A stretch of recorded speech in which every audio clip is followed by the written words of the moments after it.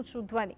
સુરેન્દ્રનગર દૂધરેજ સંયુક્ત નગરપાલિકાના સિક્યુરિટી ગાર્ડને છેલ્લા 6 મહિનાથી પગાર ન ચૂકવવામાં આવતા સિક્યુરિટી ગાર્ડ હડતાળ પર ઉતર્યા છે। આ સ્થિતિના કારણે સંયુક્ત નગરપાલિકાનો વહીવટ ખાડે ગયો છે। સફાઈ કર્મચારીઓ બાદ હવે સિક્યુરિટી પણ હડતાળ પર છે।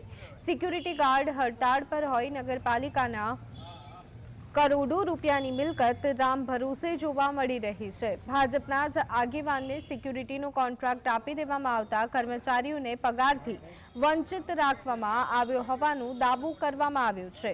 સિક્યુરિટી કર્મચારીઓની ખોટી સહીઓ લઈ અને ઉચાપત કરવામાં આવતી હોવાનો પણ કર્મચારીઓએ આક્ષેપ લગાવ્યો છે।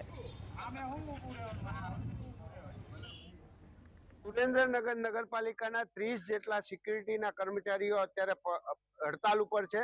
દુર્ભાગ્યવશ ભાજપના તાબા નીચેની જે સુરેન્દ્રનગર નગરપાલિકા છે એની કરોડો રૂપિયાની મિલકત અત્યારે રામ ભરોસે છે। આ કોન્ટ્રાક્ટર છે એ રાજકીય ઓથરી છે। આ બધા લોકોને પગારથી વંચિત રાખે છે। 6 મહિનાથી પગારથી વંચિત આ નાના કુટુંબોને રહેવા માટે ખાવા માટે પણ ખૂબ જ સમસ્યા છે।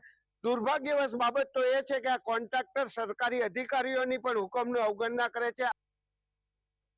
અમારા સિક્યુરિટી ગાર્ડના કોઈના 6 મહિનાના, કોઈના 2 મહિનાના, કોઈના 4 મહિનાના પગાર મળેલ નથી। તેના માટે અમે હડતાલ ઉપર ઉતરેલ છીએ। ખાસ કરી નગરપાલિકાની કરોડો રૂપિયાની આ મિલકત છે એ અમે આજ દી સુધી અમારી જવાબદારી આવતી હતી। હવે અમે હડતાલ ઉપર ઉતરેલ છીએ તો અમારી કોઈ ગાર્ડની કોઈ પણ જવાબદારી રહેશે નહીં। રહીને જ હું હજી હાલું છું અને બધાની માંગ એવી જ છે કે ભાઈ કોઈના 4 મહિનાના, મારા ખુદના 5 મહિનાના પગાર છે, બરાબર છે। મને પૈસા મળતા નથી પૂરા। 8,300 મળે, 8,255 બધા કોઈને આપે, કોઈને 12,000, 12,500 આપે છે। ખોટી સહી છે તે છતાંય કોઈને કંઈ મળ્યું નથી અત્યાર સુધીની અંદરમાં, બરાબર।